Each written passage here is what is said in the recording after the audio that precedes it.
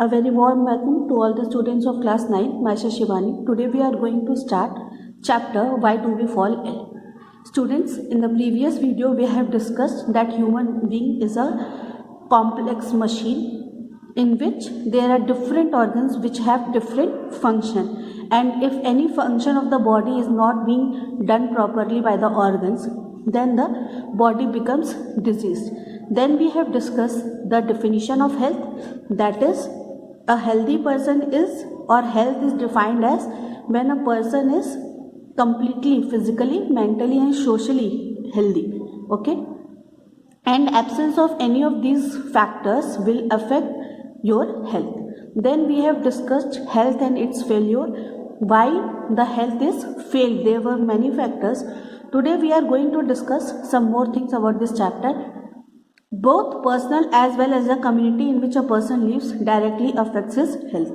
Personal, such as personal hygiene, clean toilets, nutritious food, etc. Community, issues that can be handled when we work as a society, such as cleaning of garbage on the street, cleaning of drains, less pollution, better job which can help in getting food, housing, etc.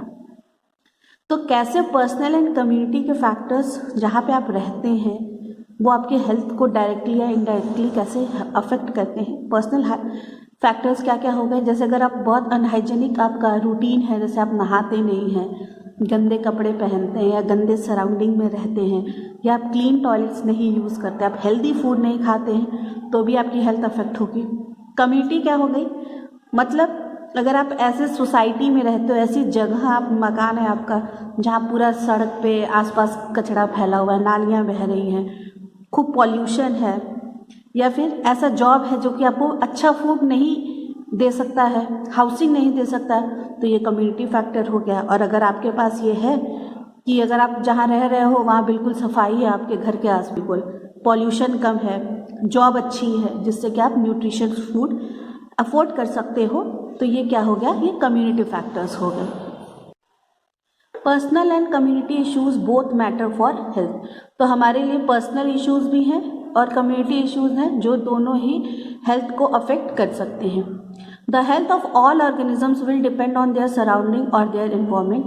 We live in societies and our social environment plays a vital role in our individual health.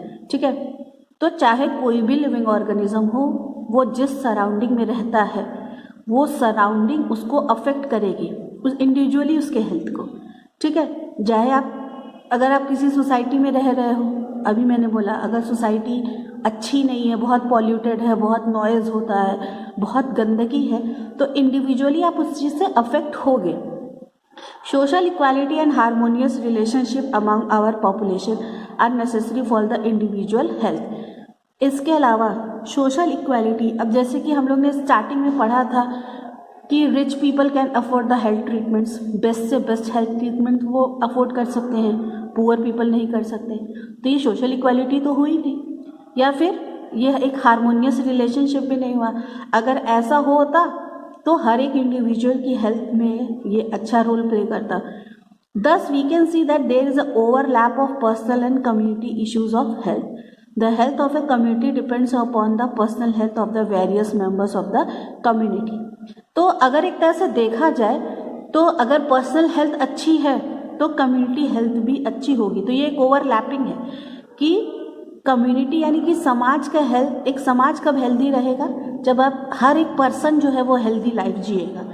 The term community health refers to the health status of a defined group of people or community and the actions and conditions that protect and improve the health of the community.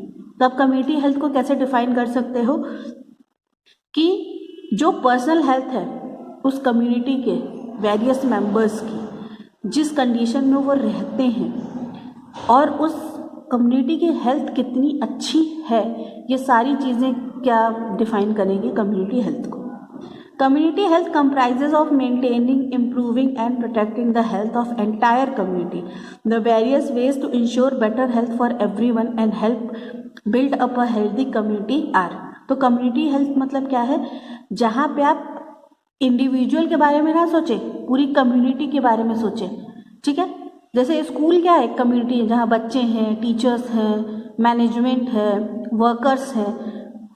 तो ये सबकी health अगर आप देखेंगे तो ये community हो गई, और आप एक इंडिविजुअल की हेल्थ देखेंगे तो वो पर्सनल हेल्थ हो जाएगी।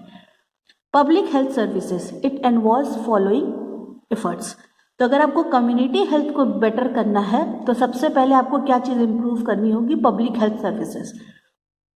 Cleanliness in the residential areas and work places, जहाँ रहते हैं लोग, जहाँ मकान होता है हमारे और जहाँ हम काम करते हैं, ये एरिया बिल्कुल साफ सुथरे होने चाहिए।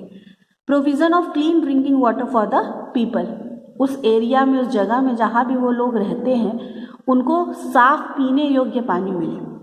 Provision of good sewage disposal system through underground sewers, जैसे अगर हम लोग अपने एरिया में देखा जाए तो ओपन ड्रेन्स हैं, नालियाँ बह रही हैं, कोई सीवेज सिस्टम नहीं है, तो ये कम्युनिटी हेल्थ के लिए अच्छा नहीं है, क्योंकि अगर नालियाँ बह रही तो उसमें तमाम तरह के माइक्रो ऑर्गेनिजम्स, मच्छर, ये वो चीज़ें जो है वहाँ पैदा होंगे, वो कम्युनिटी हेल्थ को अफेक्ट करेंगे। टाइमली गार्बेज डिस्पोजल, अब हम लोग देखते हैं कूड़े ऐसे रोड साइड में ऐसे सच पड़े रहते हैं, कोई पूछने वाला नहीं, उसमें मक्खी, मच्छर, तमाम तरह के जानवर जो हैं सब उसी में गंदगी और फैलाते रहते हैं। Establishment of health care services like primary health centers, district hospitals, community health centers, medical colleges, regional hospitals, etc. यानी कि हम लोग देखते हैं ना, गाँव में होते हैं या शहरों में आजकल वो शुरू हो गए हैं प्राइमरी हेल्थ सेंटर, PSC जिसको कहते हैं, डिस्ट्रिक्ट हॉस्पिटल मस्ट है। इसके अलावा कम्युनिटी हेल्थ सेंटर्स होने चाहिए, मेडिकल कॉलेजेस की फैसिलिटी होनी चाहिए, रीजनल हॉस्पिटल होने चाहिए बढ़िया, जहाँ पे हेल्थ सर्विसेज मिल सके।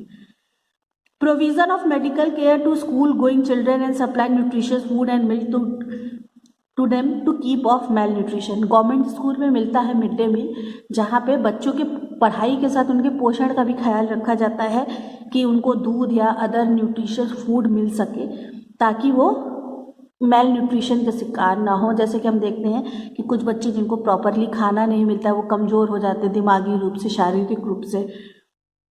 Provision of health education to the public to create an awareness of health and hygiene, अगर आप लोगों को बताओगे नहीं कि साफ़ सुथरे रहने से भी हम कई बीमारियों से लड़ सकते हैं, तो ये क्या होगा, लोग ऐसे ही अनअवेयर रहेंगे और ऐसे ही बीमार पड़ते रहेंगे। तो हमें ऐसे हेल्थ एजुकेशन का एक प्रोविज़न लागू करना चाहिए जिससे कि हम पब्लिक को अवेयर कर सकें। प्रिवेंशन ऑफ फूड अडल्ट्रेशन, यानी कि हम लोग कई बार देखते हैं कि खाने की चीज़ों में गलत तरीके के केमिकल्स मिक्स कर दिए जाते हैं, कंकड़ पत्थर डाल दिए जाते हैं ताकि उसकी क्वांटिटी बढ़ जाए।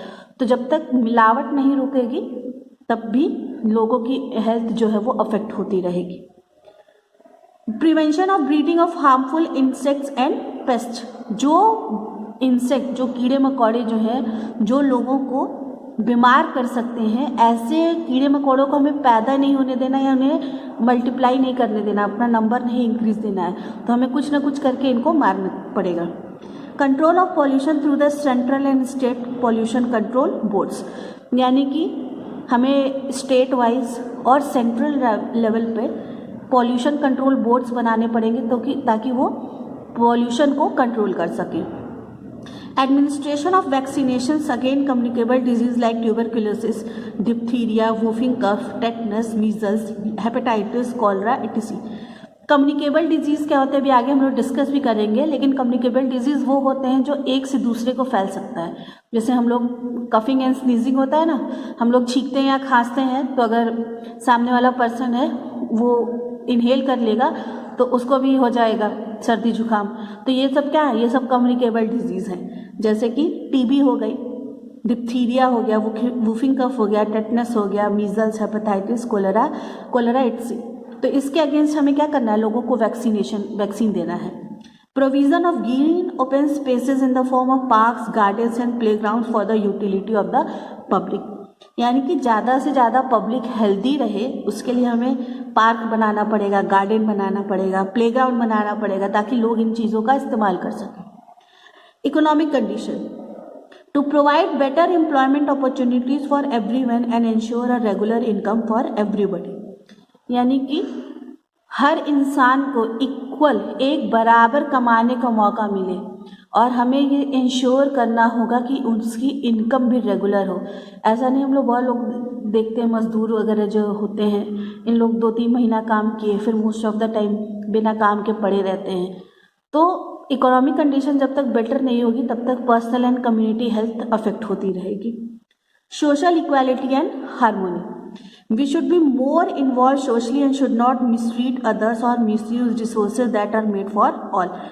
हमें सामाजिक रूप से और ज़्यादा इन्वॉल्व होना पड़ेगा. हमें दूसरों के साथ मिसबिहेव करना करना पड़ेगा. या फिर जैसे हम लोग क्या करते हैं कि जैसे राशन आया, राशन गरीब लोगों के लिए है लेकिन हमने उन्हें बांटा ही नहीं. तो अगर रिसोर्सेज सबके लिए हैं तो हमें ये इंश्योर करना होगा कि वो सबको मिले ताकि सब कोई हेल्दी खाना खाए और सब कोई डिजीज से बचे रहे. Now we are going to discuss the next topic, what is healthy and what is disease free. Healthy होना और डिजीज फ्री होना दो अलग अलग चीज़ें हैं. Don't mix this.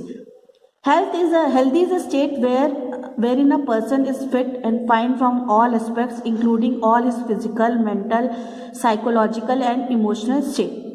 हेल्दी क्या होता है? जहाँ पे एक पर्सन बिल्कुल फिट है हर तरीके से. फिजिकली फिट है, मेंटली फिट है, साइकोलॉजिकली मतलब कि उसका दिमाग ठीक से काम कर रहा है और इमोशनल स्टेट भी ठीक है. यानी कि बहुत लोग होते हैं ना, बहुत ज़्यादा सेंसिटिव होते हैं, डांट दो तो रोने लगते हैं या फिर बहुत ज़्यादा सीरियस हो जाते हैं, एग्रेसिव हो जाते हैं. तो ये नहीं, अपने इमोशंस के आपका कंट्रोल होना चाहिए उसके ऊपर.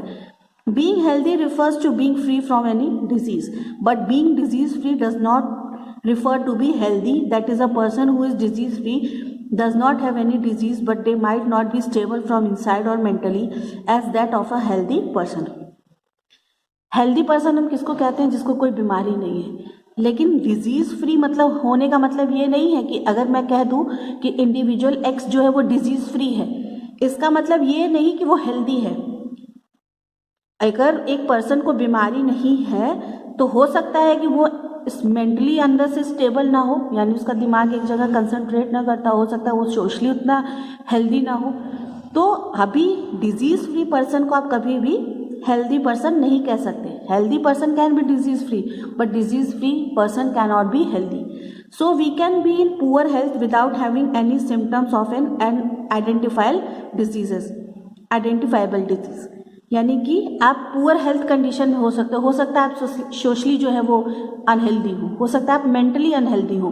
तो फिजिकली तो आप बिल्कुल सही दिखेंगे, आपको कोई दिक्कत नहीं महसूस होगी ना, सामने वाले को लगेगा कि अरे ये तो बिल्कुल ठीक है, इसको तो कोई ऐसी बीमारी के लक्षण दिख नहीं रहे हैं, तो ये हेल्दी कैसे नहीं है. This is the reason why when we think about health we think about societies and communities. इसी का रीज़न ये है कि जब भी हम हेल्थ की बात करते हैं तो हम लोग सोसाइटी और कम्युनिटी के बारे में सोचते हैं. On the other hand when we think about disease we think about individual sufferers. अगर आप हेल्थ की बात करोगे, अरे ये सोसाइटी में ये लोग बहुत हेल्दी है, इनकी पूरी कम्युनिटी हेल्दी है. लेकिन अगर आप बीमारी की बात करोगे, अच्छा इसमें ये जो इंसान है उसको ये बीमारी है. तो हेल्थ, जब हम डिजीज बीमारी की बात करते हैं तो हम इंडिविजुअल की बात करते हैं. जब हम हेल्थ की बात करते हैं तो हम as a society, as a community बात करते हैं. Now comparison between healthy and disease free. What is the comparison between healthy and disease free? Healthy होने का मतलब क्या है? Good health, doing well. आपका स्वास्थ्य जो है अच्छा है, आप अच्छा काम कर रहे हो. डिजीज फ्री होने का मतलब क्या है? आपको कोई बीमारी नहीं है. मेन फीचर क्या है? They are physically, mentally, emotionally and physiologically strong and stable. अगर कोई कह रहा है कि आप हेल्दी हैं, मतलब आप फिजिकली फिट हैं, आप मेंटली फिट हैं, आप इमोशनली फिट हैं और आप फिजियोलॉजिकली स्ट्रॉन्ग और स्टेबल हैं बिल्कुल. डिजीज फ्री होने का मतलब they do not have any type of illness, melody और सिकनेस. आपको किसी तरह की बीमारी नहीं, कोई गंभीर रोग नहीं है या फिर आप किसी भी बीमारी से पीड़ित नहीं है. Conditions. A healthy person can be disease free. यानी कि एक स्वस्थ व्यक्ति जो है वो बीमारी मुक्त, रोग मुक्त हो सकता है. A disease free person may और may not be a healthy person.